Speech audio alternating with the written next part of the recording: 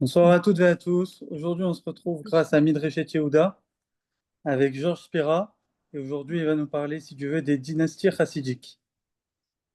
Bechavot. Merci beaucoup, merci. Alors bonsoir à tout le monde. Bonsoir. Je n'ai pas d'annonce familiale à faire, mais je voudrais quand même dire une toute petite chose. Vous savez qu'il fait très chaud et nous nous plaignons tous qu'on a trop chaud. Oui, je sais pas, à Strasbourg, il pleut, il fait froid. Voilà. Bien Et fait. ici, on a vraiment très très chaud. Alors, le monsieur Johan de remplacement, j'aimerais bien qu'il me mette en grand, si c'est possible, s'il m'entend. Bonsoir, Maxime. Voilà, alors nous nous plaignons de la chaleur, mais je voudrais que, ça nous la fera supporter bien mieux, que nous pensions à nos garçons qui sont à Gaza. Il fait 40, 42, ils ont 30 kilos sur le dos, des casques, ils étouffent littéralement, et ils font ça pour nous défendre. Alors, quand on pense à eux, on n'a plus le droit de se plaindre. Absolument. Ouais. Voilà. C'était une petite mention et quand même dédier leur secours à nos valeureux soldats. Bien, alors, mais il paraît que c'est le dernier cours avant les vacances. On a 3 semaines de vacances. J'ai d'ailleurs déposé une plainte parce que j'ai droit à 5 semaines et puis on ne me les donne pas. Voilà. Et donc, on se retrouvera dans 3 semaines. Et je vous fais un petit résumé, puis après, je vous dis pourquoi j'ai choisi les cours que j'ai choisis ce soir. Alors, la dernière fois, nous avons parlé de la chassidoute. Je vous rappelle qu'on parle des cours chassidiques, des différentes cours chassidiques, qui sont toutes basées sur des principes de Rabbi Shneur Zalman de Liadi, l'étude de la Torah, pratique des mitzvot, évidemment, et la centralité du Rabbi, de l'Admour. Voilà. Maintenant, ces cours chassidiques ont des approches différentes, parfois des philosophies un peu différentes, et c'est ce qu'on essaie de voir ensemble. Donc, la dernière fois, nous avions parlé de la chassidoute de Vignitz, qui a été fondée par Rabbi Menachem Mendel Hager au XIXe siècle. La grande majorité de ces cours chassidiques sont apparus au XIXe, mais il y en a qui sont beaucoup plus récentes. Nous verrons ça au fur et à mesure. Cette cour subira plusieurs scissions lors des héritages, évidemment, parce qu'il y a plusieurs fils, il y a pas mal d'enfants, et donc chacun va être l'amour. Ça provoque souvent des petits problèmes et des scissions. Leur principe, c'est les prières et la tzedaka. Ils représentent aujourd'hui environ 10 000 familles, et le Rav l'Admour actuel s'appelle Rabbi Israël Hager. Vous entendez? Hager, c'est un nom germano-hongrois, quelque chose comme ça.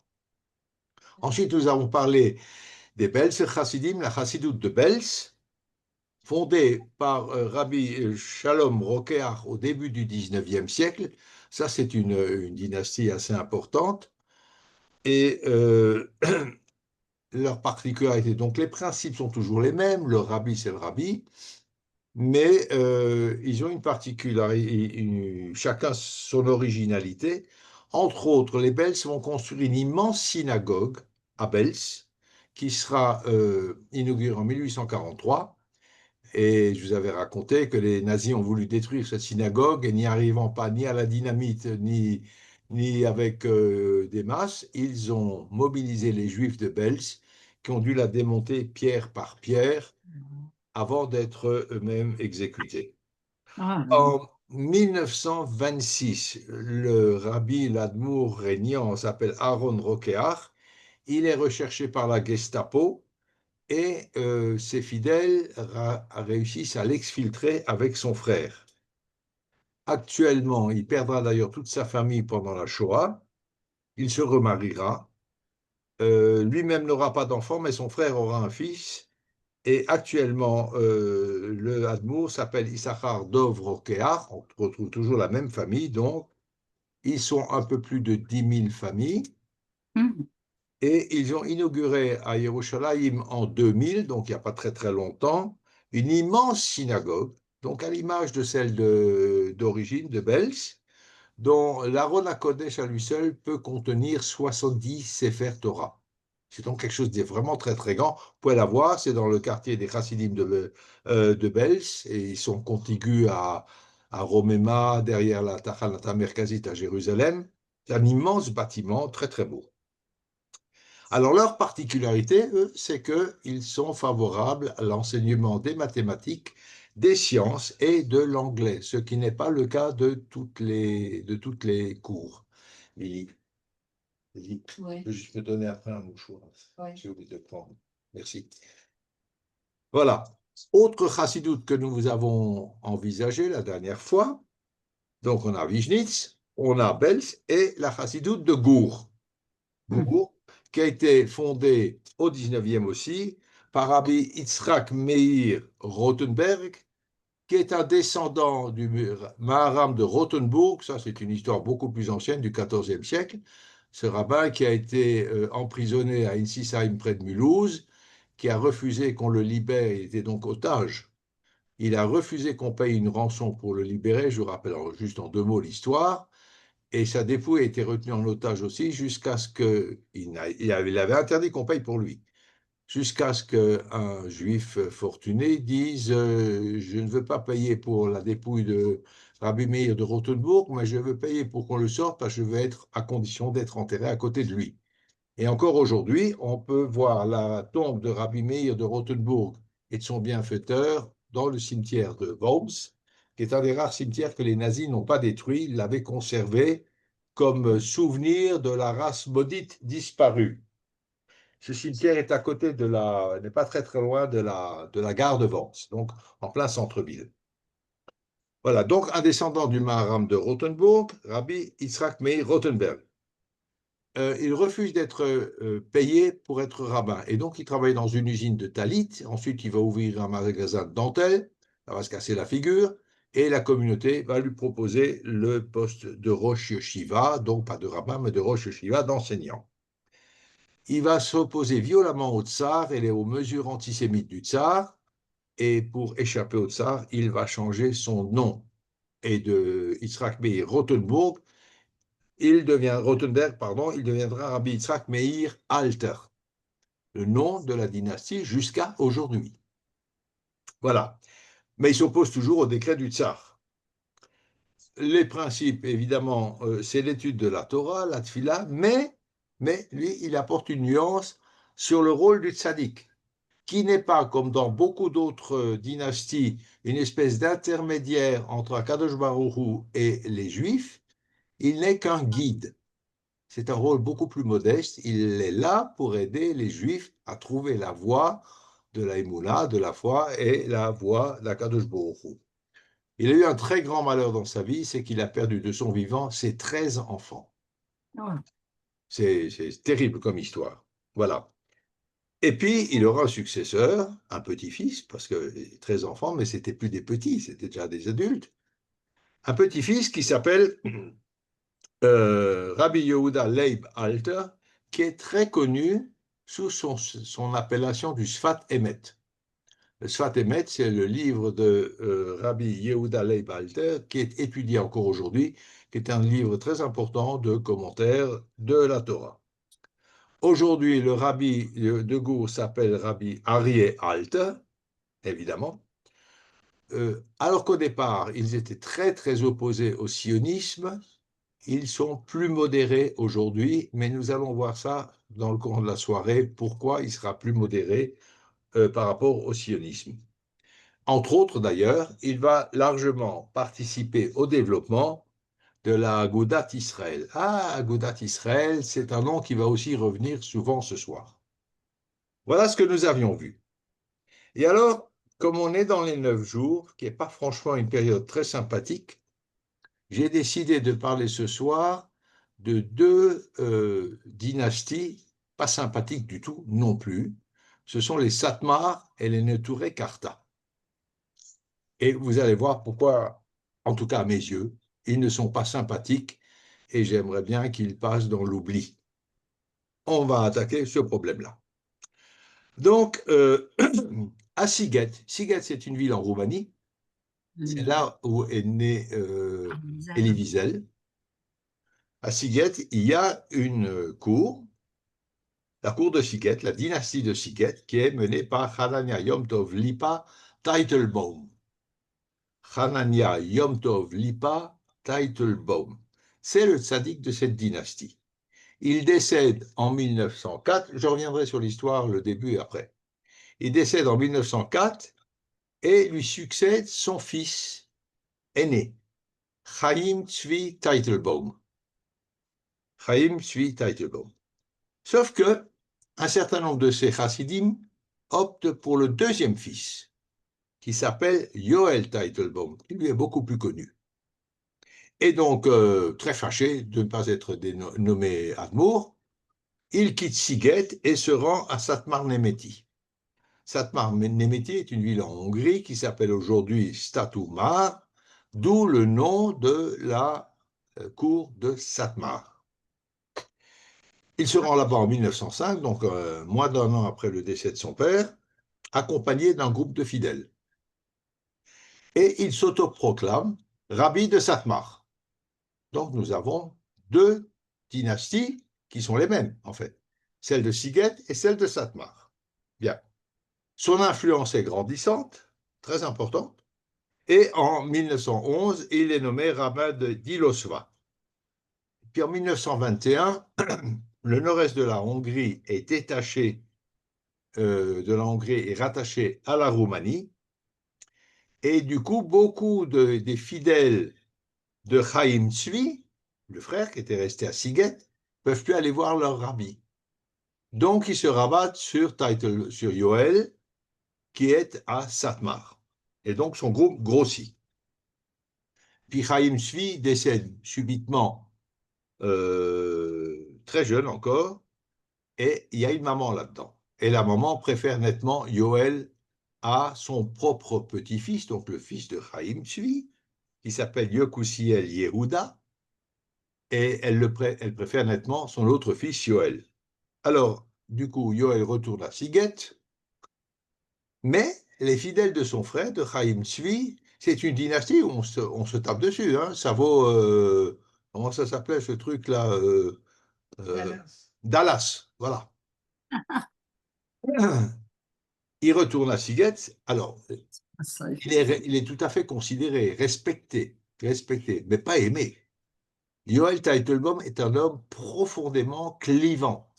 C'est un homme qui n'attire pas la sympathie. Il a des connaissances très importantes. C'est un véritable Talmid Chacham, mais le bonhomme n'est pas très sympathique. Voilà, c'est comme ça. Vous allez voir, il y aura encore une autre histoire. Alors, les fidèles de Chaim Tzvi l'acceptent du bout des lèvres, mais uniquement jusqu'à ce que le petit, le fils de Chaim Tzvi, soit suffisamment grand pour devenir Admour. Alors, bon, il restait un petit peu, pas très longtemps, il repart à Satmar, dont il devient grand rabbin en 1928. Et pour vous dire que le bonhomme, il est clivant, ça provoque une bagarre terrible dans la communauté, à tel point qu'il ne pourra prendre ses fonctions qu'en 1934. C'est vraiment quelqu'un qui divise. Voilà. C'est une véritable figure de l'orthodoxie, là-dessus il n'y a aucun doute, et résolument opposé à tout ce qui vient de la modernité. Ça, c'est banni. Et surtout, il est totalement opposé et au sionisme et à la Agudat Israël. Mais on va voir ce que ça veut dire, cette histoire-là. Alors, la Hongrie entre dans le processus d'extermination des Juifs en mars 1944. Vous connaissez cette histoire, en 3 mois, qu'entre 4 et 500 000 Juifs de Hongrie ont été assassinés. Et là, Teitelbaum, il a une phrase absolument terrible qu'on lui reprochera lourdement. Il rassure ses fidèles en leur disant que ceux qui ne peuvent pas quitter la Hongrie, or ils sont bloqués, ils ne peuvent pas partir. Donc il rassure ses fidèles qui ne peuvent pas quitter la Hongrie en leur disant que c'est leur piété qui les sauverait. C'était vraiment le moment de leur dire ça. On va le lui reprocher très durement, et à juste titre. Ce n'est pas une façon de parler en mars 1944, quand les nazis sont en train d'assassiner ce peuple. Oui, mais lui, il fout le camp. Lui, il part. Ses fidèles vont ramasser une énorme rançon, une énorme somme d'argent, et il sera inscrit sur le train Kastner. Alors, je ne vais pas vous raconter l'histoire du train de Kastner, c'est une autre affaire, et qui a fait couler beaucoup d'encre. Kastner sera assassiné en 1954 en Israël. En tout cas, Yoel Teitelbaum fiche le camp. Il laisse sa femme et ses enfants qui disparaîtront d'ailleurs. Et il a cette phrase malheureuse à l'égard de ses ouailles, on le lui reprochera très durement. Maintenant, il est vrai aussi que ce sont ses ouailles aussi qui ont ramassé l'argent pour le faire partir. Que je vous avais expliqué la dernière fois, si la chassidoute a survécu, c'est parce que les fidèles ont ramassé, ont fait tout ce qu'ils ont pu pour sauver, pour protéger et sauver leur admour. Et le admour parti à l'étranger, après la guerre, tous ont reconstitué une cour, une dynastie chassidique. Donc il y a du pour et du contre. On peut dire oui, ils ont abandonné leur peuple. C'est vrai, mais c'est le peuple lui-même qui voulait qu'ils partent pour assurer la survie du mouvement. Donc c'est une grande discussion que nous n'allons pas entamer là. Alors il arrive en Suisse en décembre 1944 et part ensuite en Palestine. La grande majorité de ses fidèles seront tous gazés, malgré leur piété, évidemment. Et puis, en septembre 1946, il part en Amérique, s'installe à Williamsburg, à Brooklyn, avec quelques fidèles et entreprend effectivement de reconstruire son groupe. Et en Amérique, il y a un système légal qui lui permet de mettre en pratique ses vues, ses conceptions. Une séparation entre la religion et l'État. Et ça lui permet de créer des groupes de juifs chassidiques qui sont constitués en communautés indépendantes, à l'inverse de ce qui se passait en Europe centrale. Donc on a une multitude de petites communautés totalement indépendantes par rapport au pouvoir central. En 1948, il crée la communauté de Yetev Lev, qui sera enregistrée comme une société religieuse, tout simplement, et qui a donc toute faculté de pratiquer ses traditions. Il est l'autorité spirituelle suprême du groupe en Amérique, ailleurs aussi d'ailleurs. Alors, sa politique, c'est une indépendance totale. Du coup, il refuse de s'affilier à quelque groupe juif que ce soit. Or, il y a des rassemblements d'athimes, de religieux, de haridim, de rien. Il reste indépendant tout seul. Et dans sa logique, il refuse également toute aide financière, ce qui sera d'ailleurs le cas aussi en Israël. Il y a là une logique de comportement. Alors, d'où vient leur argent? Eh bien, ce sont les chassidim eux-mêmes qui, par un réseau d'entreprises qu'ils montent, vont fournir les bases économiques des institutions sociales du groupe des chassidim de Satmar. Et Satmar se développe rapidement. En 1961, ils sont environ 700-750 familles. En 1968, ils sont 1300 foyers. 40% d'entre eux n'étaient pas des chassidim avant la guerre. Donc, il y a une capacité de persuasion, de conviction extrêmement importante. Alors, pour assurer l'isolement du monde extérieur, il va imposer un certain nombre de conditions qui remontent très loin, mais ça je vous l'explique dans 2 minutes. Il impose comme langue le yiddish, et là c'est amusant parce que la majorité de ces chassidim parlaient soit l'allemand, soit le hongrois. Et donc, ils sont obligés d'appeler une langue, à tel point d'ailleurs que très souvent, les enfants de ces chassidim parleront mieux le yiddish que les parents. Parce qu'évidemment, pour eux, c'est une langue maternelle. Il crée son propre système éducatif, un réseau important. Il a ses maisons d'édition. Il impose la tenue traditionnelle des chassidim, donc la robe, le shtreimel, etc. Ici, il y a une chose qu'on peut lui reconnaître, il y en a même 2, c'est une logique dans son comportement, refusant toute aide financière ou autre, notamment ici en Israël, mais également en Amérique.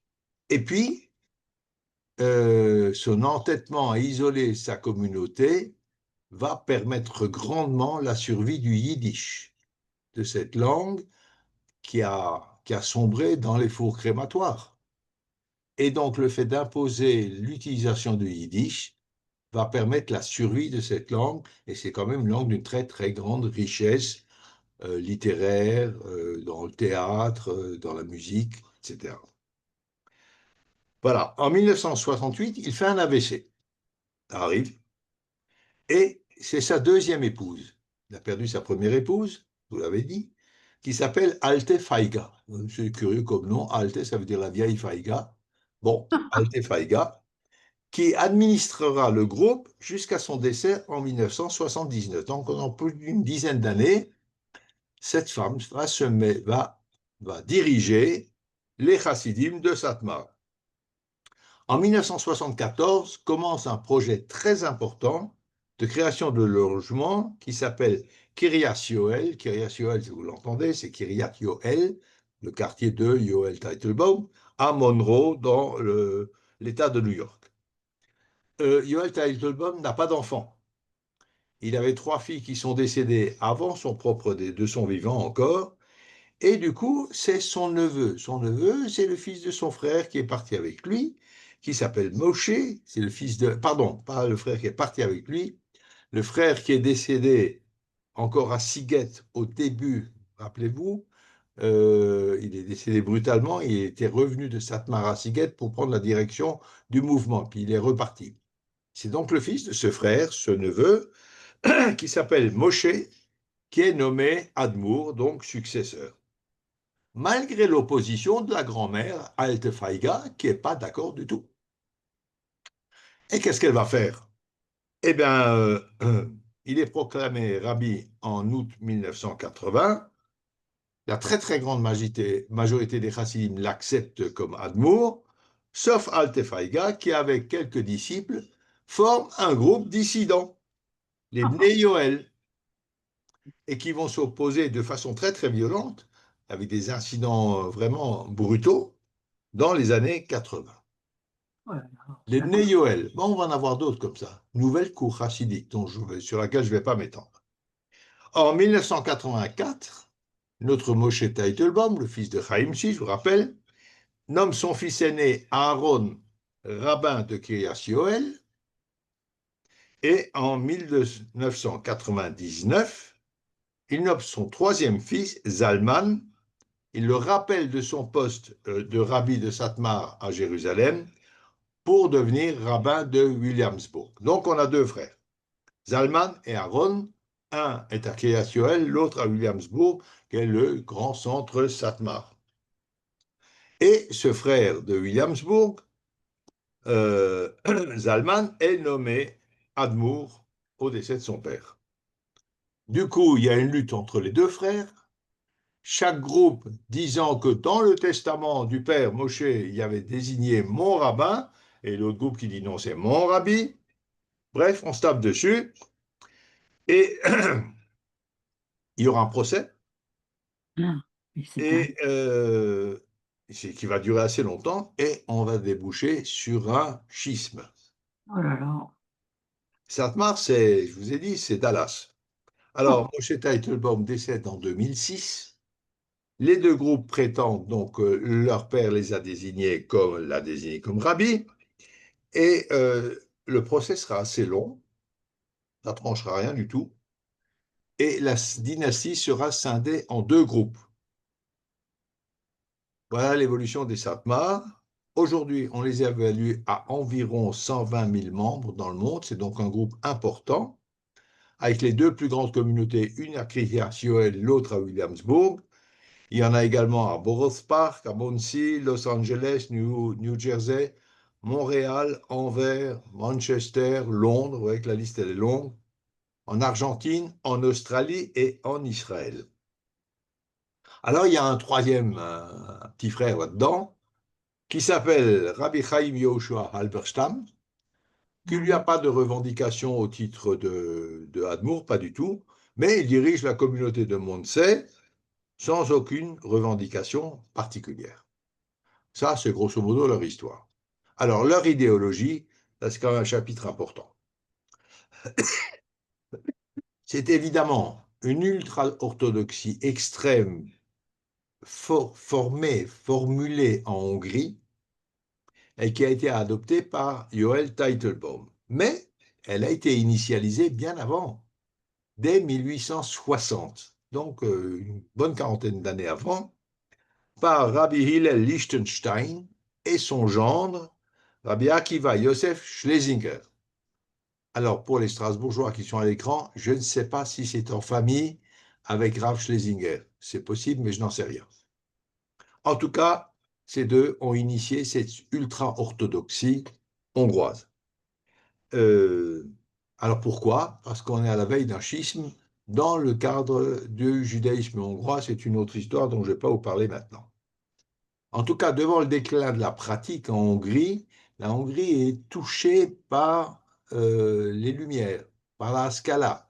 Il y a tout un mouvement comme ça, notamment à Budapest, qui penche vers un judaïsme plus ouvert, etc. Donc il y a une ultra-orthodoxie, puis un mouvement plus ouvert. Voilà ce qu'il dit. Tout ce qui est nouveau est interdit par la Torah. Ce n'est pas compliqué.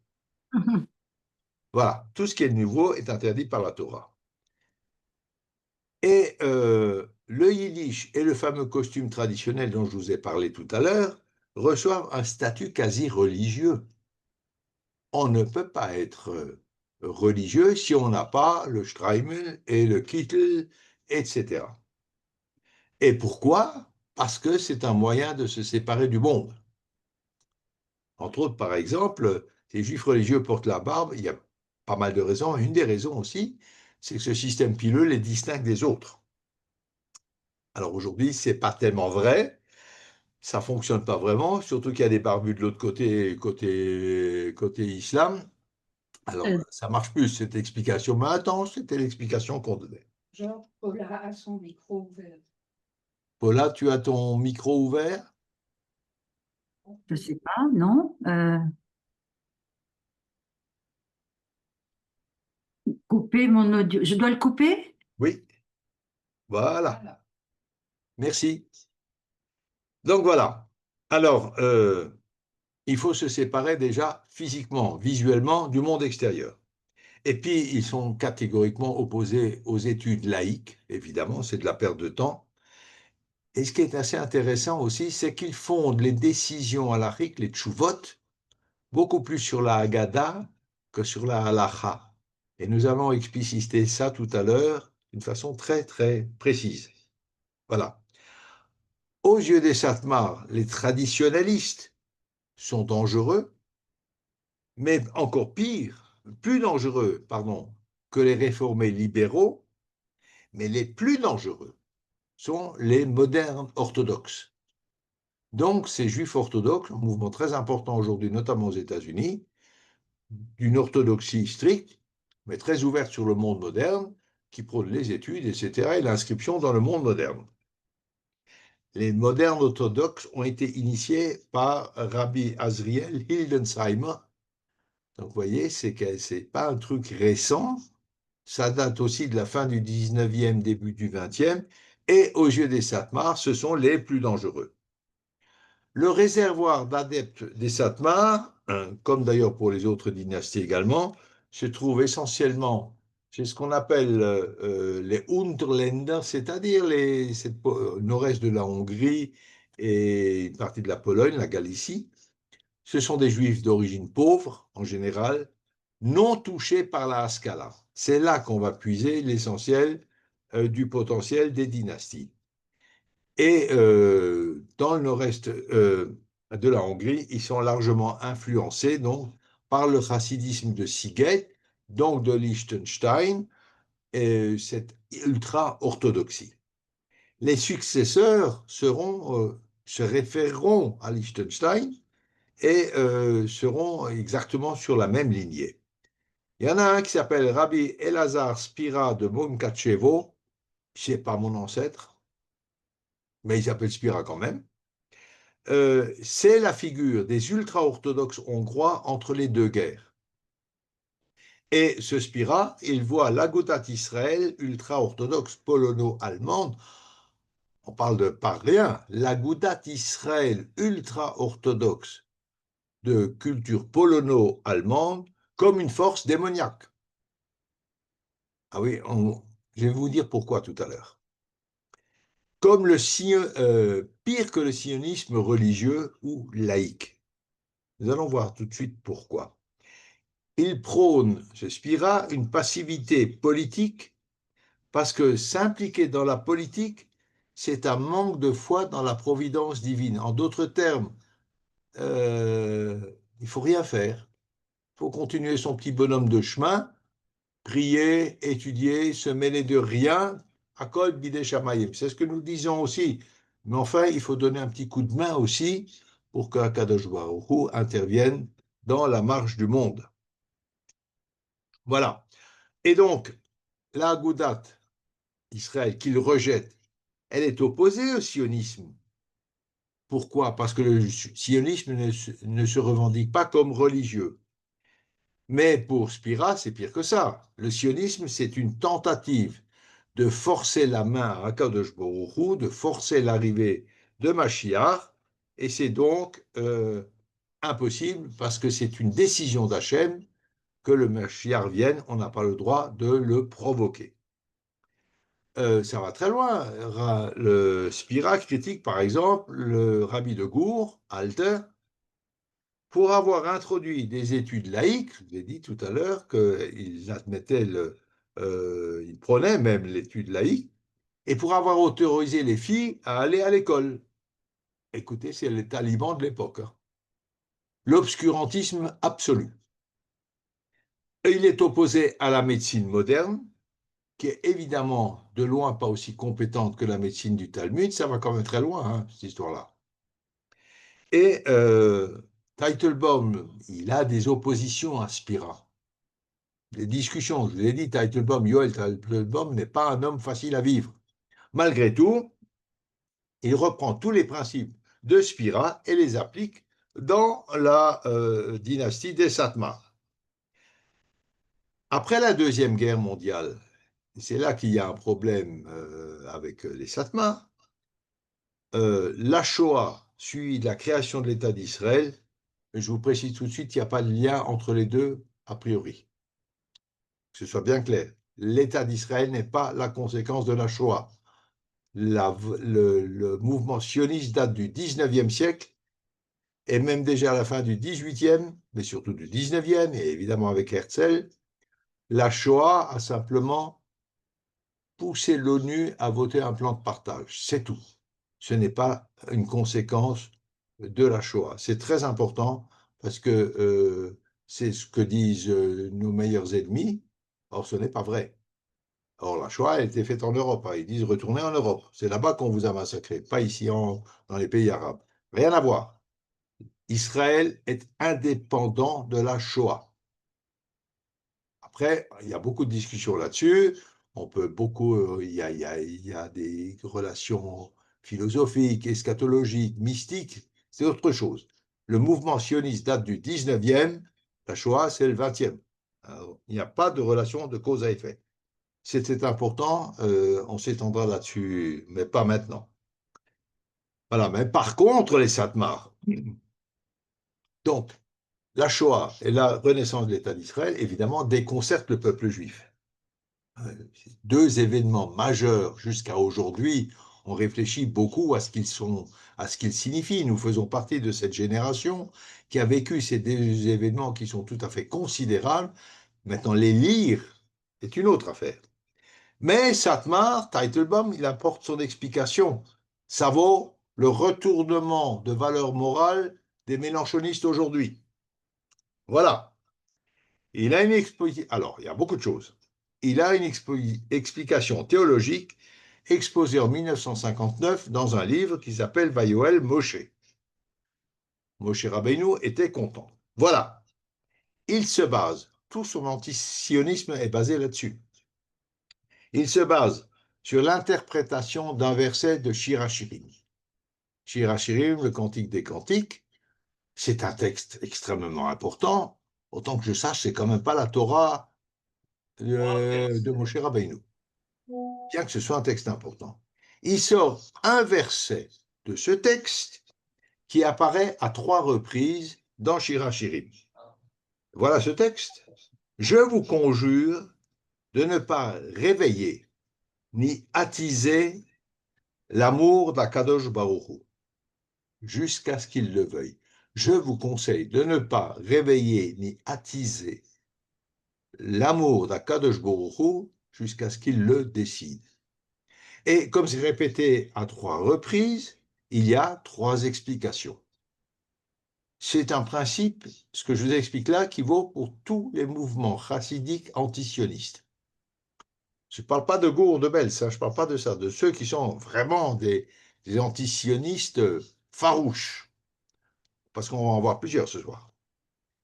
Alors, première explication, ça veut dire que les Juifs ne monteront pas en masse vers leur terre avant la Géoula. Première explication. Deuxième explication, l'une n'est pas antinomique de l'autre, elles se cumulent. Que les Juifs ne se rebelleront pas contre les nations païennes, lieu de leur exil. Donc nous sommes en galoute et nous ne devons pas nous révolter contre les nations. Troisième chose, alors ça c'est assez étonnant, ordre est donné à toutes les nations de ne pas trop opprimer Israël. Ordre est donné aux nations de ne pas trop opprimer Israël. Alors, 1 et 2, c'est-à-dire ne pas monter en masse en Israël et ne pas se rebeller contre les nations qui nous hébergent, sont des injonctions définitives et contraignantes. Dans le but, c'est ça l'explication, dans le but de maintenir Israël en exil, en galoute, jusqu'à leur repentance totale, avec un retour miraculeux, sans intervention humaine. Voilà la base du refus absolu du sionisme par certains groupes. Et si 1 et 2 sont véritablement des contraignants et donc réfutent les arguments religieux des sionistes, parce qu'il y a des arguments religieux, surtout, ils réfutent, écoutez bien, que la Shoah avait trop opprimé le peuple juif. Ça, c'est quand même extrêmement grave. Donc, la troisième explication de ce verset étant que ordre est donné aux nations de ne pas trop opprimer Israël, oh, mais la Shoah, c'est une petite chose, c'est pas grand-chose. Un tiers du peuple juif et la moitié des juifs d'Europe. Non, c'est un détail. Un détail de l'histoire. Il y en a un qui a dit ça un jour, très copain avec ces gens-là. Voilà la base de la théologie et de la réflexion antisioniste des Satmar. Mais nous verrons tout à l'heure qu'il y a encore pire que ça. Voilà. Donc, la Shoah n'a pas trop opprimé les Juifs. Alors, pour Teitelbaum, le sionisme est une très grave hérésie. C'est une rébellion contre Akadosh Baruch Hu, excusez du peu. Et la Shoah, et c'est là une véritable inversion des valeurs, exactement ce à quoi nous assistons aujourd'hui. On taxe Israël de génocide. Eh bien, Teitelbaum fait la même chose. La Shoah est la conséquence du mouvement sioniste. C'est parce qu'il y a les sionistes que la Shoah s'est développée et que les Juifs ont été massacrés. Donc, ce n'est pas un excès de violence des nations contre Israël, non pas du tout. Nous en sommes responsables. Le mouvement sioniste, en naissant et en se rebellant contre Akadosh Baruch Hu, est la cause de la Shoah. J'appuie lourdement parce que ça me révolte d'entendre ça, mais il faut le savoir. Voilà ce que ça signifie, voilà ce que c'est une déviance, une véritable déviance de la Torah. Voilà, je me calme. Ma femme, elle m'a dit. C'est grave quand même, avouez. La Shoah comme châtiment divin. La survie même de l'État d'Israël est un péché majeur, qui apportera des châtiments et repoussera l'heure de la Géoula. Vous me voyez arriver? L'existence même, la survie même d'Israël empêche la Géoula. Voilà, alors ce qui est essentiel là-dedans, évidemment, c'est le lien entre Israël et Shoah, et c'est caractéristique de leur vision religieuse.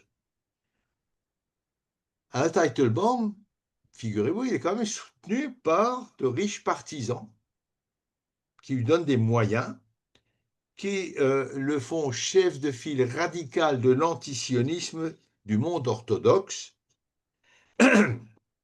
et ce qui va déboucher sur une politique d'absolue non-reconnaissance de l'État d'Israël. C'est tout à fait irréductible. Et pourtant, je vous ai dit tout à l'heure, nous le verrons tout de suite, qu'il va être encore dépassé dans la radicalité. À tel point que Teitelbaum interdit aux Satmar de voter ou de s'affilier aux institutions de l'État. En 1959, il vient en Israël et les Satmar lui font préparer, il paye pour ça, un train spécial où il n'y a aucun signe distinctif de l'État d'Israël. C'est une haine totale, totale. Voilà, les réseaux éducatifs. Alors là, il y a une logique chez Teitelbaum et chez les Satmar. Les réseaux éducatifs sont totalement indépendants, financés de l'étranger, essentiellement des États-Unis. Il y a un refus des prestations sociales et de tout autre financement par l'État. Il y a donc une logique dans cette démarche, même si elle est abominable. Au moins, il y a une cohérence. Évidemment, les Satmar critiquent les Haredim qui acceptent les aides de l'État. Ils ne sont pas les seuls d'ailleurs. Voilà, le penseur du sionisme religieux, c'est une autre personnalité, Rabbi Abraham Yitzhak Kook, est décrit par Satmar comme, je cite, l'adversaire méchant et un ennemi de notre sainte foi. Rien que ça, Rav Abraham Yitzhak Kook. Après la guerre des 6 jours, on se rapproche maintenant, Satmar dit que la guerre n'est pas un miracle. Et ça, c'est une... Alors, tout le monde ici, tout le monde disait que cette victoire en 6 jours, c'est un miracle. On parle beaucoup de miracles en Israël, même aujourd'hui. Et il dit ça contre l'opinion, d'ailleurs, de Rav Schneerson, le rabbi de Lubavitch, qu'il condamne, d'ailleurs, absolument. Il va plus loin, Teitelbaum. Il interdit les prières au Kotel ou autres lieux qui ont été libérés pendant la guerre des 6 jours, parce que ça donnerait une légitimité à Israël. Il est cohérent. Ça devient absurde, mais il est cohérent. On n'a pas le droit de prier au Kotel ou à Hebron, Maharat Machpelah ou d'autres lieux qui ont été libérés en 67. Il apporte son soutien au Neturei Karta. Tiens, on n'a pas encore parlé de Neturei Karta, on va en parler tout de suite. Et pour autant, et Dieu sait qu'il est extrémiste, Teitelbaum et le mouvement Satmar, il ne cautionne pas toujours les Neturei Karta, notamment, il dénonce leur coopération avec les Arabes en 1967. En 2006, on est très proche, le tribunal rabbinique de Zalman Teitelbaum, l'un des deux frères, met au Kherem ceux des Neturei Karta qui ont participé à un congrès, une conférence internationale sur la Shoah en Iran. J'y reviendrai tout à l'heure. Nouvelle condamnation par Satmar contre les activités des Neturei Karta après l'attaque du 7 octobre. Vous voyez que cette opposition continue. Satmar, qui est vraiment extrémiste, condamne plus extrémiste que lui. Et nous allons y venir tout de suite. Et les femmes dans tout ça, ben évidemment, c'est la stricte orthodoxie. Elles ont la tête rasée et couverte, pas les seules d'ailleurs. Il y a un réseau d'écoles pour filles qui est ouvert, qui s'appelle Baïs Rachel. Pourquoi est-ce qu'ils ouvrent un réseau d'écoles pour filles? Uniquement pour les empêcher d'aller au Bet Yaakov, parce que Bet Yaakov, oh là là, c'est des réformés. Bet Yaakov, c'est un yeshiva pour les filles. Voilà. En 2016, Satmar publie un décret pour prévenir que l'éducation universitaire pour les femmes est dangereuse, c'est contraire à la Torah. Bien, il crée beaucoup d'institutions sociales importantes. Bikur Cholim, fondé en 1957, qui aide les juifs hospitalisés officiellement de toute appartenance. Officieusement, ça reste à voir. Rav Touv, 1950, qui aide les juifs du RSS à l'époque. Aujourd'hui, elle s'occupe des juifs d'Iran et du Yémen, c'est terminé, mais je vous rends attentif que les Satmars ont mis la main sur pas mal de juifs du Yémen qui devaient quitter le Yémen. Ils les ont aidés à fuir le Yémen, les ont ramenés à New York pour les embrigader dans le mouvement Satmar. Et on trouve aujourd'hui pas mal de juifs yéménites, Thémanim, qui font partie de Satmar alors qu'ils n'ont rien à voir avec eux, rien du tout. Mais ils ont été pris en main, évidemment, le lavage de cerveau, etc. Ils ont adhéré. Ils ont créé Keren Hatzolah qui soutient les yeshivot et les juifs pauvres en Israël. Alors, qui sont les juifs pauvres en Israël? Il faut quand même le préciser. Ce sont ces juifs qui refusent toute aide sociale de l'État d'Israël. Donc, des gens qui relèvent des Satmar. Ils ont un réseau d'écoles de filles très dense et des yeshivot qui s'appellent Torah ve Yira. Torah et crainte. Ça en dit assez long. Aux USA, ils supervisent la cacheroute par l'intermédiaire du Congrès rabbinique central des États-Unis et du Canada. C'est une grosse source de revenus. Comment ils ont réussi à s'introduire là-dedans, je ne peux pas vous le dire.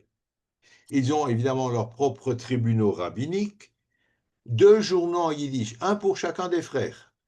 Voilà, un journal qui est le journal des Chassidim de Zalman, et l'autre qui a été créé en 2000, qui s'appelle Der Blatt, qui est le journal des Chassidim de Aaron. En 1990, le Board of Education juge que le réseau scolaire réservé uniquement aux enfants Satmar, ça c'est aux États-Unis, viole le premier amendement de la Constitution des États-Unis. Donc ils devraient théoriquement ouvrir leurs écoles à qui veut bien, sauf qu'il n'y a pas beaucoup qui veulent bien, et ceux qui voudraient bien, ils ne les laissent pas rentrer. En février 2025, c'est très récent, le département de l'éducation de New York a réduit le financement de 2 yeshivot Satmar pour non-respect des normes d'éducation dans 2 matières fondamentales que je vous ai dit, ils refusent d'enseigner, l'anglais et les maths. Voilà nos Satmar. Et ça m'amène directement au Neturei Karta. Alors, les Neturei Karta, c'est un autre groupe chassidique. Neturei Karta, ça veut dire en araméen les gardiens de la ville. Leur idéologie, la voilà. L'État juif ancien a été détruit par la volonté d'Akadosh Baruch Hu. Il faut attendre la venue de Mashiach pour le rétablir. Toute tentative antérieure est une attaque contre Dieu. Ce n'est pas compliqué. Ils sont évidemment théologiquement très proches au départ d'autres groupes Haredim et surtout des Satmar, mais ils diffèrent profondément sur le plan politique. Eux aussi, ils refusent tout lien avec l'État d'Israël ou toute aide émanant de l'État d'Israël. Ils refusent la télé, ils refusent la presse. Il y a un groupe ici qui s'appelle la Edat Haredit, vous avez déjà entendu parler de ça, qui regroupe les mouvements religieux antisionistes, mais les Neturei Karta n'en font plus partie. Ils en sont sortis. Je vais vous expliquer tout de suite après pourquoi. Ils ont créé un hymne antisioniste, ça c'est terrible, qui s'appelle Hachem ou Malkeinu, Dieu est notre roi. Il a été composé par un type, j'ose même pas l'appeler rabbi, qui s'appelle Amram Blau. Alors, il l'a composé quand il était en prison en Israël en 1949. Et cet hymne antisioniste est repris par différentes dynasties chassidiques antisionistes. Et là, il y en a toute une liste. Les Satmar, on en a parlé, les Neturei Karta, évidemment, les Toldos Aaron, Toldos Avraham, Veyitzrak, les Pchevorsk et oui, les Satmar dont je viens de vous parler. Donc voilà, 4 groupes, 4 dynasties chassidiques, violemment antisionistes, mais en fait, c'est un seul tronc au départ. Après, ça va éclater, nous allons voir ça tout de suite. Ce chant est chanté essentiellement à Purim, et ce jour-là, les Neturei Karta brûlent gaillardement le drapeau d'Israël. Ce qui d'ailleurs est interdit par la loi en Israël, évidemment. Ils sont partisans. Donc on a vu l'aspect théologique, c'est pas différent des Satmar, mais politique c'est différent. Ils sont partisans d'un seul État gouverné par les Arabes où les Juifs seraient tolérés. Vous avez bien entendu? Un seul État gouverné par les Arabes où les Juifs seraient tolérés. Ce groupe des Neturei Karta est né en 1938, donc c'est un groupe relativement récent, suite à une scission avec la Agudat Israël, jugée trop tolérante avec le sionisme. Alors, je vous rappelle que le mouvement Aguda est né en Europe centrale, il était opposé au sionisme. Et puis, il y a eu la Shoah. Après la Shoah, même déjà avant, quand il y avait les mouvements, les pogroms antisémites en Europe, la Aguda s'est un peu assouplie en disant c'est peut-être une solution, Eretz Israël, peut-être. Ils n'ont pas poussé, la Aguda en Europe centrale n'a pas poussé les Juifs à partir. Je vous fais un petit aparté, on restera des 5 minutes de plus, mais ce n'est pas grave. Je vous fais un petit aparté. Une des sommités rabbiniques de Pologne, qui s'appelait Rav Teichtel, a écrit un livre qui s'appelle Im Smichim, Im Em Smicha, quelque chose comme ça. Ce monsieur dirigeait une des plus grandes yeshivot en Pologne, qui formait les rabbins polonais. Et évidemment, comme tout ce mouvement à l'époque, ils étaient résolument antisionistes. Arrivent les Allemands. Il réussit à s'enfuir, il part en Hongrie. Et de tête, il écrit un bouquin, un gros livre. Il n'avait pas de chasse à disposition, pas de livre. Il écrit un gros livre qui a été traduit en français, et avec toutes sortes de références dans la Gemara, dans la Mishnah, etc., toutes sortes de tchouvot et d'idées sur le Talmud. Mais il y a une préface. Et dans cette préface, il écrit, pour terminer l'histoire de Rav Teichtel, il termine très mal, il sera pris par les Allemands, on lui crève les yeux, il est emmené en wagon et disparaîtra à Auschwitz. Dans sa préface, il écrit « J'étais comme tout le rabbinat de Pologne, résolument opposé au sionisme. On s'est complètement trompé. Le juif le moins religieux en Israël, Mechalel Kippour, est bien plus religieux que moi. » Vous vous rendez compte ce qu'il écrit là? C'est pas n'importe qui. On n'a pas, dans les milieux Haredim, on n'a pas pris la leçon de Rav Teichtel. On peut se tromper, mais on ne peut pas continuer à se tromper. À un moment où il faut s'arrêter, il faut ouvrir les yeux. Voilà, c'était un apartheid. Voilà.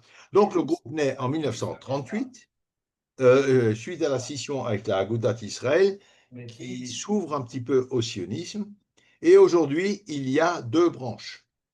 Il y a une direction par Reuven Zelig Katzelenbogen, c'est un nom qu'on a déjà entendu ensemble, et une direction plus radicale, parce que ça ne suffit pas. Là, maintenant, on a Neturei Karta, on a encore un stade au-delà.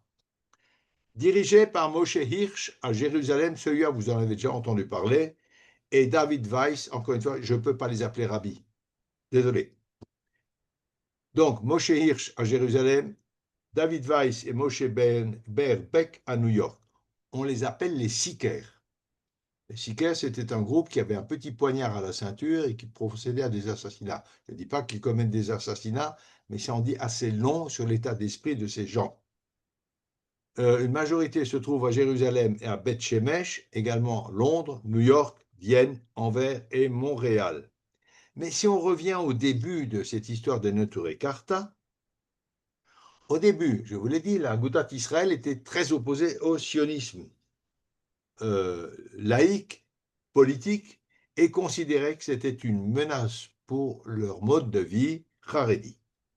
Et après la Shoah, la Agudat Israël s'assouplit un peu, se montre plus accommodante, et c'est à ce moment-là que les Neturei Karta vont faire scission sous l'autorité de Amram Blau, dont la femme, je crois, était une Française, et j'arrêterai là sur cette personne. Donc, l'autorité d'Amram Blau et de Katzenelnbogen. Et selon eux, ces deux, Israël s'oppose à Dieu parce qu'il permet la fin de l'exil, pas permettre la fin de l'exil, et qu'il ne gouverne pas selon la halakha. Les Neturei Karta ne reconnaissent ni Israël, ni la solution à deux États. Et voilà en politique, ni la solution à deux États, je vous l'ai dit avant, un État arabe où les Juifs seraient tolérés sur l'intégralité de la surface.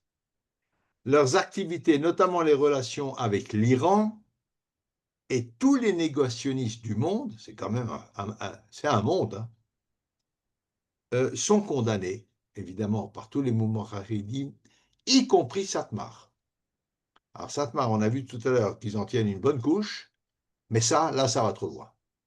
Les Neturei Karta sont en rapport avec nos pires ennemis, l'Iran et tous les négationnistes. Ça veut dire des gens comme Forisson, Dieudonné, Soral et autres voyous. Alors, dès 1936, ils se sont opposés à la création d'une armée juive pendant la révolte arabe qui était là pour défendre les Juifs. Ah non, faut pas. Akol bidei shamayim. Il est évident que les gardiens des Juifs sont les érudits de la Torah. Mais évidemment, on a vu où ils ont terminé pendant la Shoah. Ça ne les a pas tellement protégés. Je ne dis pas qu'il ne faille pas étudier la Torah, hein, ne me faites pas dire ce que je ne dis pas. Mais il faut faire face aux réalités du monde. Alors leur histoire, eh bien, sous l'Empire, c'est assez tardif, sous l'Empire ottoman, les Juifs religieux en Palestine habitaient essentiellement dans les villes saintes, Yerushalayim, Tibériade, Hebron et Tzfat. Et ils évitaient tout contact avec les nouveaux immigrants. Alors pourquoi? Parce que les nouveaux immigrants sont des non-religieux et car la rédemption ne peut venir, la Géoula ne peut venir que de Mashiach. En 1921, il y a la création du Conseil Haredi de Jérusalem en opposition au grand rabbinat mis en place par les Anglais, qui était la puissance mandataire, parce que pour les Haredim, le rabbinat est la capitulation des sionistes laïcs devant les Anglais. Alors, la Agudat est opposée à la formation d'un État politique juif. On parle là avant la Shoah. On est en 1920, 21, 22. On rentrera ça dans le détail quand on fera l'histoire du sionisme. Ce n'est pas le moment, mais juste les grandes lignes comme ça. Donc, ils sont opposés à la formation d'un État politique et ils découragent l'immigration. Ce que disait Rav Teichel, on s'est complètement trompé. De fait, les rabbins en Pologne et en Ukraine dissuadaient les Juifs de monter en Israël. S'ils avaient une lecture intelligente, on aurait sauvé peut-être, je ne sais pas, 500 000, 1 million, 2 millions de Juifs. Je n'en sais rien. Mais enfin, on aurait pu en sauver.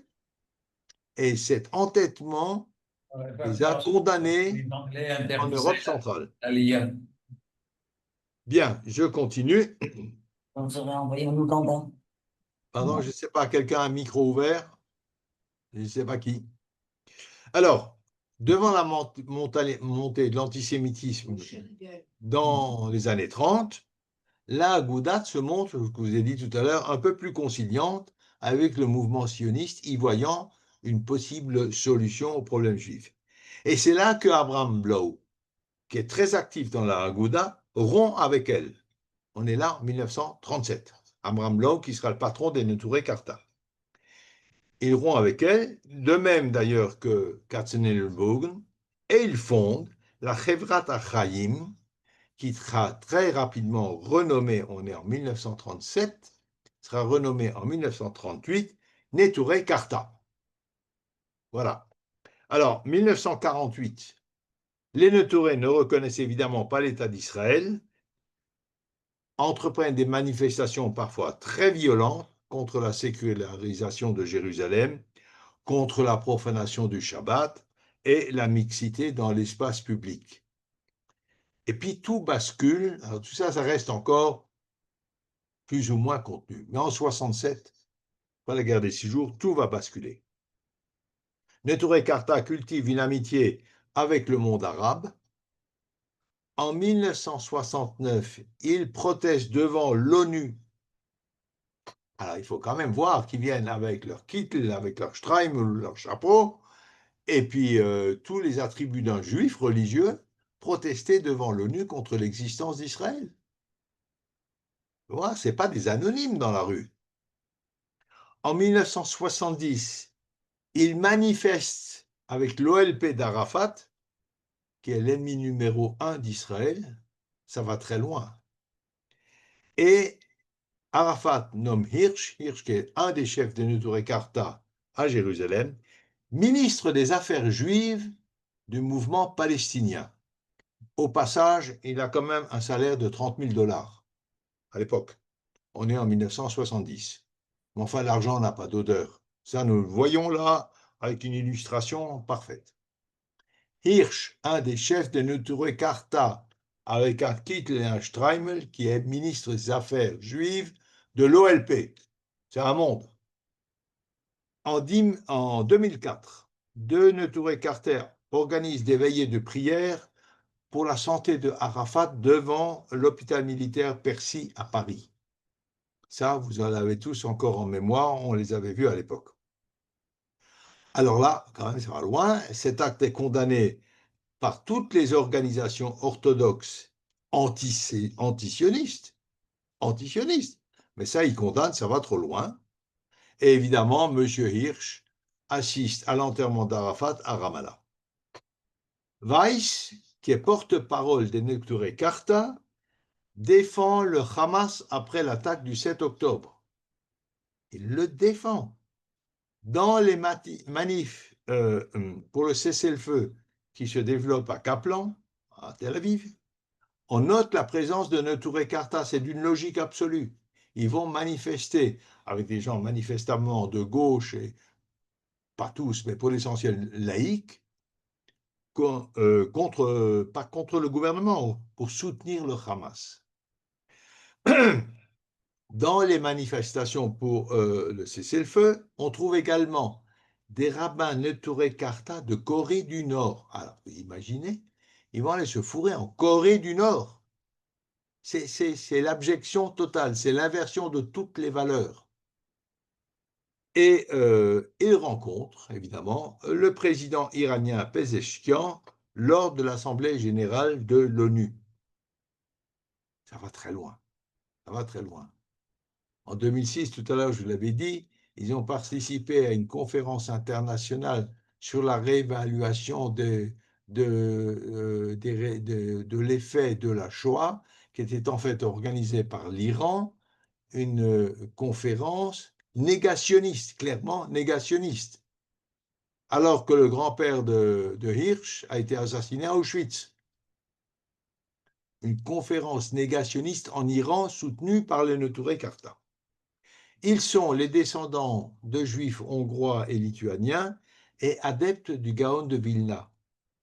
Et installés donc en Israël depuis la fin du 19e, ils ont d'ailleurs participé, alors ce n'est pas les Neturei Karta, c'est ceux qui viennent avant, mais toujours la même branche, à la création de Mea Shearim. Ils sont quelques milliers de membres, ce n'est pas un groupe très très très important. Ils sont essentiellement en Israël et dans quelques villes. Marginalisés par les autres Haredim, ils sont rejetés notamment en raison de leur antisionisme extrême qui va au-delà de la décence. Satmar les critique pour leur participation à cette fameuse conférence internationale pour l'examen, le titre exact, examen de la vision globale de la Shoah. C'est ce qu'on appelle une révision, une revision, une vision négationniste. Voilà, ils y participent. Et un des chefs de Satmar, qualifie leur soutien au Hamas de grave Chilul Hashem. Alors les Satmar, qui ne sont déjà pas des enfants de cœur, en arrivent à condamner les Neturei Karta pour Chilul Hashem. Joseph Jacobson, un rabbin Chabad, les décrit comme marchant avec Hitler. C'est effectivement le cas, pas autre chose. Et après l'attentat de Bombay en 2008, vous vous rappelez de cet attentat où un rabbin Chabad a été assassiné, il critique Chabad. Écoutez l'intitulé, il le critique pour ses relations avec les sionistes, ces traîtres ignobles, et pour leur accueil de tous les juifs, purs ou impurs. Donc on fait bien une sélection. Les juifs, ce n'est pas un peuple. Il y a les purs et les impurs. Et je cite, « Les sionistes ne sont pas juifs, ne représentent pas le peuple juif, ce sont des nazis. » Encore une fois, une totale inversion des valeurs, ce que font aujourd'hui les LFI en France et d'autres groupes à travers le monde. Leur idéologie, le peuple juif était en exil à cause de ses avérotes, de ses péchés, et tout retour anticipé est une agression contre Akadosh Baruch Hu. Même histoire, il se réfère aux 3 serments émanant de ce fameux verset de Shir HaShirim. Et voilà. Cela dit, les Neturei Karta suivent les principes du Gaon, et à ce titre, si vous voulez, ils ne sont pas véritablement un groupe chassidique. Ils sont mal catalogués. Mais je les ai mis là-dedans parce que, notamment extérieurement, ils s'habillent comme les chassidim et fonctionnent sur les mêmes bases organisationnelles, avec notamment un admour, un grand patron, et puis un fonctionnement unique. Ils pratiquent très souvent un autodafé de drapeau israélien, je vous l'ai déjà dit, soutiennent l'Iran, et l'un d'entre eux, d'ailleurs, a été arrêté pour espionnage au profit de l'Iran. Enfin, il n'y a pas que des Neturei Karta qui espionnent pour l'Iran, nous l'avons vu ces derniers jours encore. Ils soutiennent un État palestinien souverain où les Juifs seraient autorisés, cela jusqu'à ce que Akadosh Baruch Hu nous donne l'entière autorité sur Israël. Vous acceptez de rester encore 10 minutes avec moi? Les micros sont fermés. Vous me faites 8 la tête? D'accord. Alors, on va encore continuer un tout petit peu. En janvier 2023, 3 membres des Neturei Karta rencontrent des responsables du djihad islamique palestinien à Jenin, c'est strictement interdit. Et ils rendent visite à domicile à des terroristes qui ont été libérés. Et d'ailleurs, 2 de ces 3 bonshommes sont arrêtés en Israël dès leur retour. Voilà ce qu'ils disent. Les vrais juifs de la Torah s'opposent à l'agression d'Al-Aqsa, vous vous rendez compte, et à l'occupation de la Palestine. C'est abominable. C'est pour ça que j'ai mis ça dans la semaine du 1er au 9 av, parce que ça va juste bien avec. Ils sont évidemment proches de l'extrême gauche juive amnésique. En octobre 2005, Weiss déclare être opposé aux attaques contre Ahmadinejad. Ahmadinejad, rappelez-vous, c'est l'ancien président de l'Iran, lequel aspire à la paix, et il affirme que Khomeini a toujours mis l'accent sur le respect et la protection des Juifs. Évidemment. En 2006, les Neturei Karta se rendent en Iran et félicitent toujours le même Ahmadinejad pour son appel à éradiquer le régime sioniste. Voilà ce que dit Weiss. Les sionistes instrumentalisent la Shoah. Nous ne voulons pas de retour aux frontières de 1967, mais toute la surface de la Palestine pour que le pays revienne aux Palestiniens. C'est exactement les revendications du Hamas. Voilà. Et le summum, évidemment, a été leur participation à cette fameuse conférence négationniste de la Shoah en Iran en 2006, où Weiss déclare, ouvrez bien vos oreilles, la Shoah est irréfutable. Évidemment, lui aussi a perdu ses grands-parents à Auschwitz, on ne peut pas la nier, mais les sionistes ont collaboré avec les nazis et contrecarré les efforts pour sauver les Juifs. C'est abominable d'entendre ça, mais il faut l'entendre. Le grand rabbin Yonah Metzger, il a eu quelques problèmes depuis ce monsieur, mais enfin à l'époque, a immédiatement mis au kherem tous les gens qui ont participé à cette conférence en Iran. Et Satmar également a condamné et appelé à se tenir à l'écart des Neturei Karta. Aux USA, leur chef, Moshe Beck, a rencontré Farah Khan. Farah Khan, c'était le leader de la nation de l'islam qui traitait le judaïsme de religion de caniveau. Ce sont ses copains. En Israël, il y a une faction dissidente, plus radicale, ça ne suffit pas, plus radicale, qui pratique le vandalisme, des intimidations mafieuses, là on va très très loin, et des manifestations violentes. Et d'ailleurs, ces groupes sont qualifiés de terroristes. Et ça nous amène, j'en ai encore pour quelques instants, aux dissidences des Satmar et de Neturei Karta. Je vais être très rapide là-dessus, pas la peine de leur faire trop de pub. Ils appellent les dynasties des Shomer et Mounim, Toldos Aaron, Toldos Avrom Yitzhak. C'est bien en haut, c'est pas en A.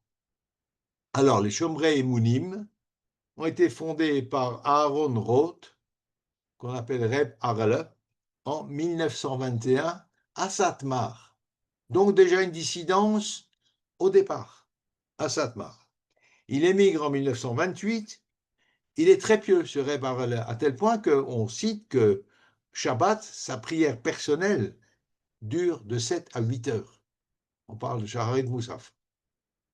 Donc un homme très très pieux, il n'y a pas de doute là-dessus, et très très antisioniste, il n'y a pas de doute là-dessus non plus. Il décède en 1946 et on les trouve à Mea Shearim, Bnei Brak, Monsey et également, curieusement, à Ashdod. Et puis après Roth, après son décès, il y a des querelles de succession, comme d'habitude, et qui donneront naissance à deux groupes, les Toldot Aaron et les Toldot Avrom Yitzhak. Si Shomrei Mounim était un membre influent, mais informel, donc pas adhérent de la Haïdat Haredite, donc ce groupe de juifs orthodoxes antisionistes, mais quand même en lien avec, quelque part avec Israël. Les deux autres, Toldot Aaron et Toldot Avrom Yitzhak, sont viscéralement antisionistes, si on peut l'être plus encore. On trouve des Toldot Aaron à Beth Shemesh et à Harish. Harish, c'est vers le nord du pays. Une ville très ancienne, mais c'était petit, qui se développe considérablement. Ils sont implantés là-bas.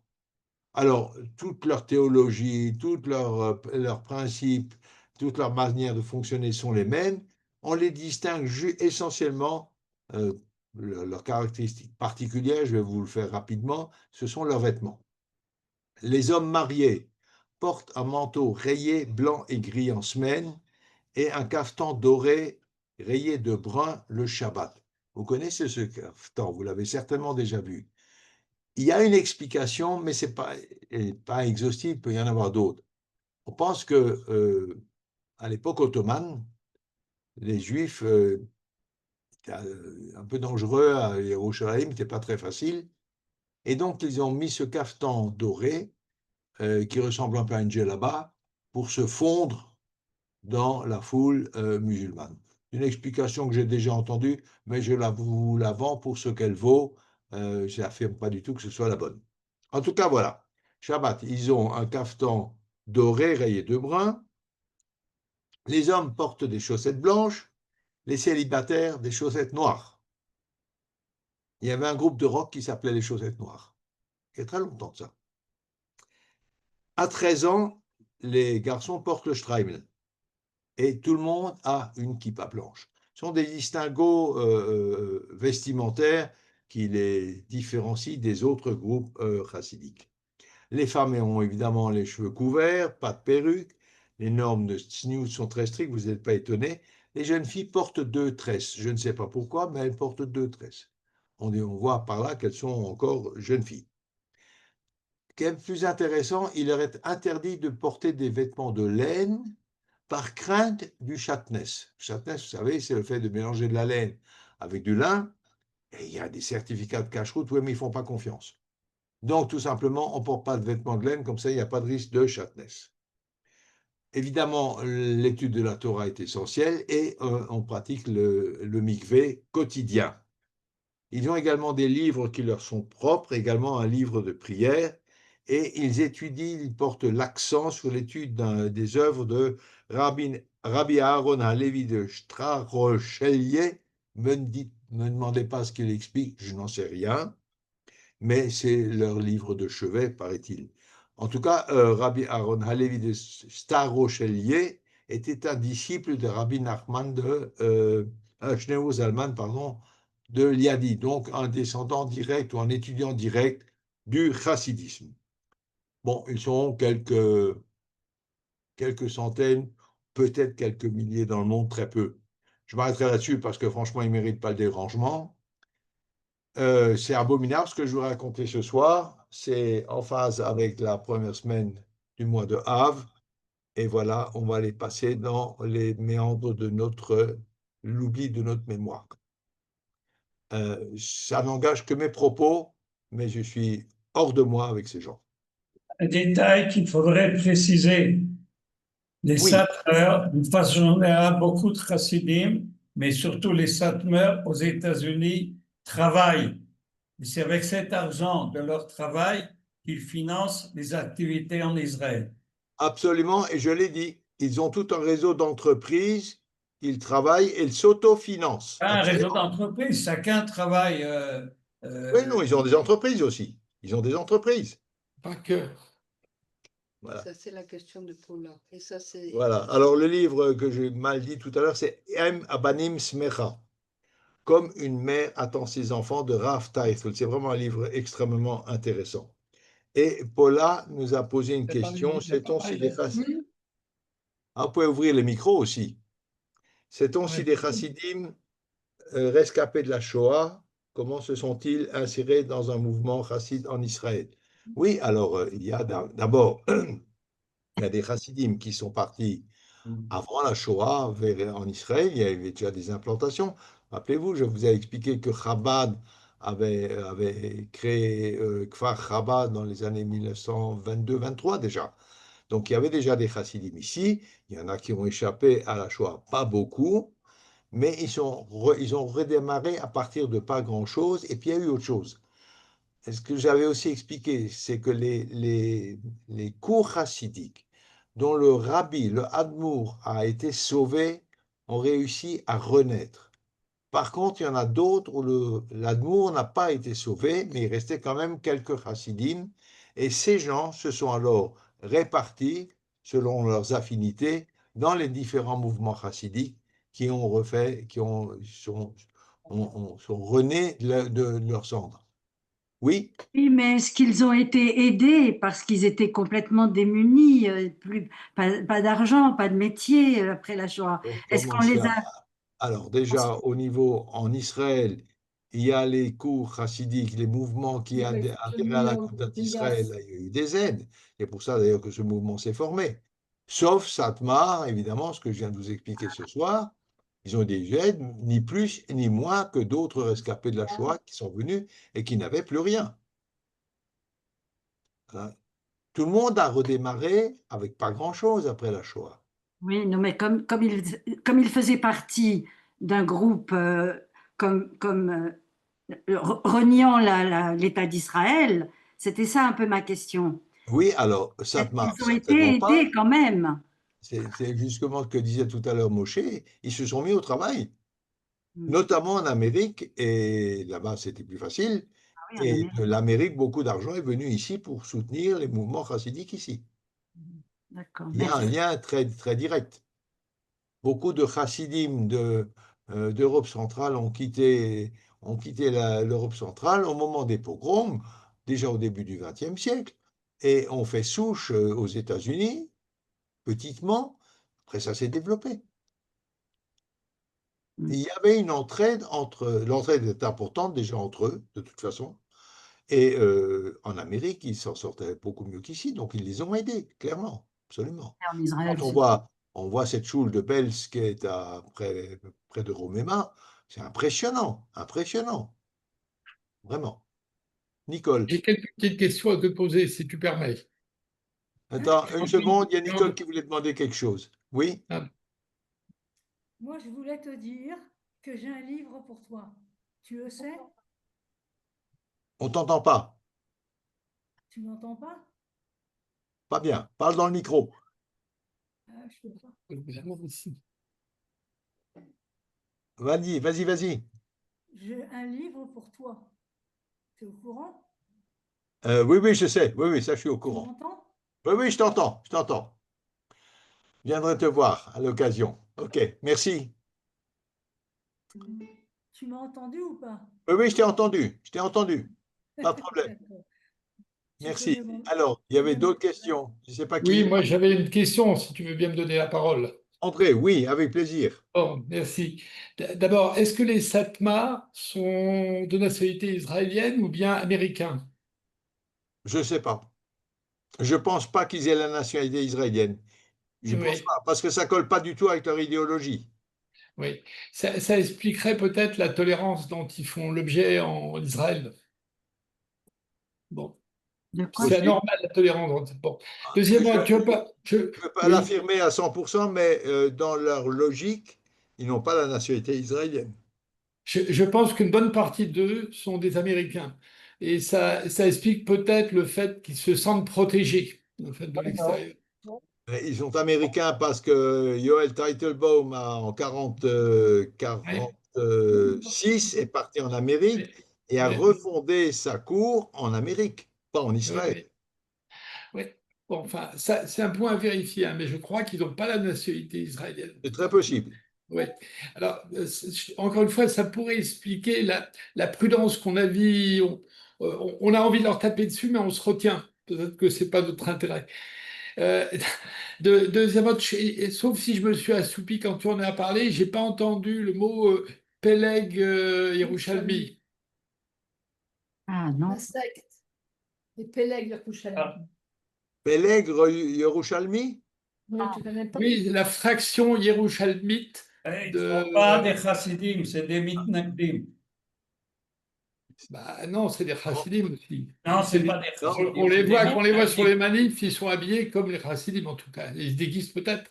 Non, la plupart, c'est des mitnagdim. De toute façon, Ce André, qu'on voit à la télévision, c'est Ceux, tout à fait les les habits plus des Ils se extrémistes. couchent dans la rue, là, partout. Ils se André, couchent par terre, ils barrent, Péleg Yerushalmi. ils barrent les André, routes. je Il n'y a peux pas que pas, les gauchistes. je peux pas raconter toutes les histoires de toutes les cours chassidiques. Il y en a 80. Je crois que vous en aurez rapidement marre. Alors, Oui, mais eux, voilà. ils sont violents. Ils sont violents, ils sont à Ashdod, ils Oui, sont aussi à Beth Shemesh. Beth Shemesh aussi. si on les appelle Sikarim, c'est pas pour rien, hein. Ouais. Ah, les sicaires. Les Sikarim, tu l'as pas précisé, c'était des Juifs qui tuaient. Ils ne sont pas battus contre les Romains. Ils poignardaient les Juifs avec qui ils n'étaient pas Oui, d'accord. oui, à l'époque du C'est ben, important à oui, préciser. tout à fait. Voilà. Et puis, qu'est-ce qu'il y a là? Ah, puis voilà aussi, je pense que ça vaudrait le coup que tu nous parles un jour de Ruth Blau, parce qu'elle a une histoire digne d'un roman de KPDP. Absolument, mais je voulais pas la C'est tout ce qu'il y raconter. a plus folklorique, ça mériterait un cours entier là-dessus. Oui, mais je ne vais pas la raconter. Je la connais et je ne vais pas la raconter. C'est trop pudique. Oui, oui, puis il y a des choses qu'on n'a pas le droit de faire, tu le sais. Ah non, dans ce cas-là, on a le droit. Hein. Bon, ben, je te Elle a donne le droit, écrit, tu fais ce que tu veux, moi je fais ce que je veux. Mais là, je ne la raconterai pas, hein, son histoire. En Ruth plus, je la Blau a connais, cette écrit bonne un femme. bouquin qu'on doit encore trouver. Hein. Cette Elle a bonne écrit femme, un elle est venue bouquin, chez nous. Ruth Blau, on peut le trouver. À l'acheter quand même, non? cette bonne femme, elle est venue chez nous à Colmar. Je la connaissais, mais j'en parlerai pas. Tant pis pour tes auditeurs et spectateurs. Voilà. Monsieur Spira, Oui, monsieur, il est parti. Flavie Zazoun. Oui, Je viens de finir de lire l'autobiographie de Moshe Menouin, le papa donc de Menachem Menouin. oui. Et il avait justement cette position, il ne dit pas à quel groupe très précisément il appartenait, mais il avait tout à fait les positions que vous venez de décrire, et notamment une correspondance avec Yasser Arafat, qu'il cite à l'intérieur de sa biographie. Voilà, mais ce sont des gens très sympathiques. Voilà, voilà, Euh, je, je- étonnant. je dois dire que je suis peut-être borné, buté, mais j'arrive pas à comprendre. Ouais. J'arrive pas à comprendre. Oui, oui. Même Madame Blau, en effet, j'ai lu aussi son ouvrage, c'est incompréhensible, incompréhensible. Oui, Qu'on soit ennemi de son peuple de cette façon-là, c'est incompréhensible, oui, oui, absolument, acceptable. absolument. Merci, Monsieur Spira, c'était vraiment passionnant ce soir, Merci beaucoup. Merci. votre façon de nous conter cet Merci. instant très difficile de notre histoire Voilà, alors, contemporaine. J'avais envie de vous poser une question par oui, rapport à, je vais rebondir sur la phrase de Flavie Zazoun. C'est parce que ça m'a trotté dans la tête. C'est la différence entre peuple juif et religion juive. On a l'impression que ce que vous dites de tous ces gens antisionistes et qui sont dans l'orthodoxie sont antisionistes et donc ils ne considèrent que le judaïsme comme étant qu'une religion. alors écoutez, ça c'est un grand, grand, grand débat. Disons pour faire très simple et très rapidement, les Juifs en diaspora étaient définis exclusivement par la religion. C'était ce qui nous définissait par rapport au peuple environnant. À partir du moment, c'est d'ailleurs quelqu'un que vous connaissez, Manitou, Rav Léon Ashkenazi, qui a défini que quand on revenait en Eretz Israël, on cessait d'être des Juifs pour devenir des Hébreux, c'est-à-dire une notion qui comporte beaucoup plus que uniquement le religieux, mais ça comporte l'appartenance au peuple, l'attachement à la terre, voilà. Et donc il y a, C'est pas poli. pardon? Voilà, alors c'est un très très long débat. La question que vous soulevez, elle est remarquable, mais effectivement, on ne se définissait en diaspora que par notre côté religieux. Ici, la définition est beaucoup beaucoup plus large et on redevient un peuple. En diaspora, nous étions une religion. Si vous permettez, c'est aussi un peu le problème pour la création de l'État d'Israël avec le foyer juif et l'État juif. Je pense que c'est un peu la même corrélation avec le peuple et la religion et le peuple. Et on touche là des gros, gros, gros problèmes. Et c'est les problèmes qu'on a aujourd'hui, hein, il ne faut pas Oui, rêver. parce que le foyer juif aurait peut-être été une solution à l'époque, je ne sais pas. Je ne sais pas, là. Je crois pas, mais c'est un peu le même problème avec la question d'avant Oui, c'est la différence entre religion et religion et religion et définition d'un peuple qui d'un peuple. Oui. se définit par beaucoup de choses, effectivement également par la foi. J'ai parlé il n'y a pas très longtemps avec quelqu'un qui me dit, écoute, moi je ne suis pas religieux, que tu me considères comme un juif. Je dis, ben, évidemment, tu es peut-être pas complet, tu es peut-être pas chalem complet, mais tu fais partie du peuple juif. Il n'y a rien à discuter là-dessus. Oui, c'est la notion de la teshuva aussi, hein. Elle est là Ça, c'est pour. autre chose. Ça, c'est encore autre chose. Oui. Mais voilà, un peuple, c'est complet. Ça, tout le peuple juif n'a jamais été religieux en Eretz Israël, même à l'époque de David Ameller, à l'époque de Shlomo Ameller, et plus tard à l'époque du Beth Amikdash. On a assez de récits dans le Tanakh qui nous racontent ça. Mais le peuple faisait unité, un. Voilà. Et se définit par beaucoup de paramètres. Évidemment, si on n'a pas de mitzvot, il nous manque quelque chose, c'est clair, c'est incomplet, mais ce n'est pas la définition exhaustive d'être juif, de mon point de vue. Voilà. Mais ça peut se discuter, évidemment, mais là on rentre dans une toute autre philosophie compliquée. mais intéressante. Intéressant. J'ai parlé encore cet après-midi très longuement avec un très très bon copain de Colmar, quelqu'un qui est concerné par ce qui se passe ici, etc. On a des éclairages, des vues, des optiques totalement différentes selon qu'on habite en diaspora ou ici. C'est très différent. La façon d'aborder les problèmes, la façon de nous voir dans l'économie du monde est totalement différente. Et ça, c'est le fait qu'ici, nous fassions peuple. Alors qu'en diaspora, on est des juifs, on est une religion. Et on n'est qu'une religion. On ne fait pas peuple.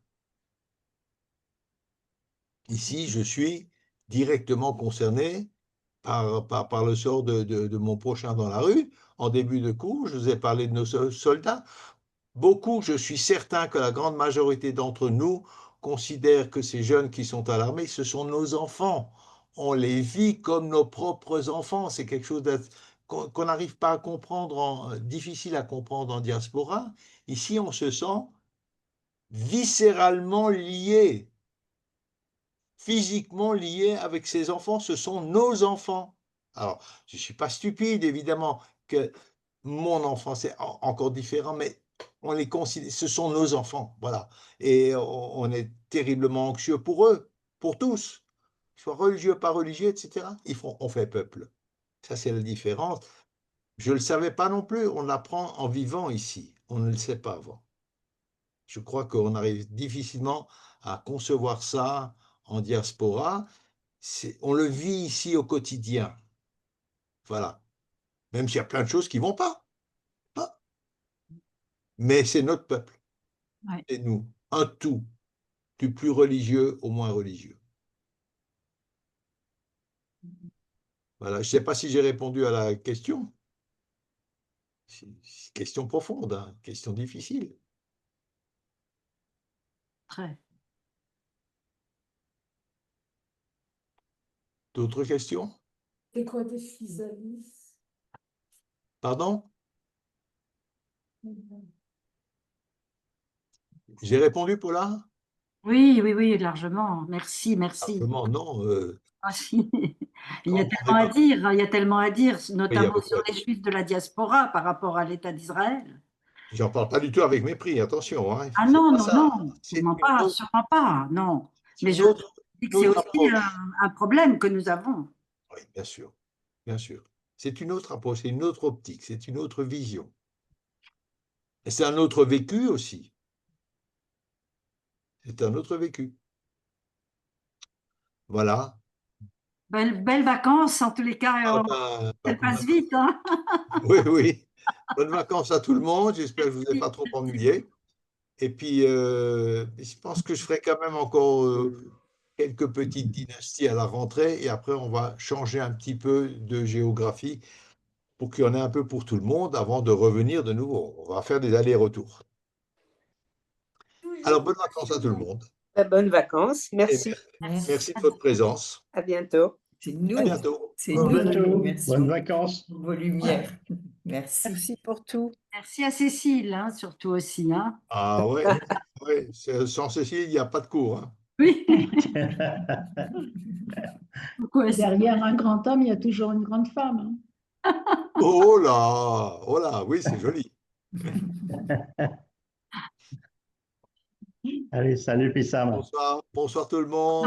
Bonsoir Maxime. Bonsoir Nicole. J'ai pas oublié. Pas oublié. Bonsoir Moshe. Bonsoir à tous. Revenez en bonne santé. Amen, amen. Rak besorot tovot. Amen. Merci.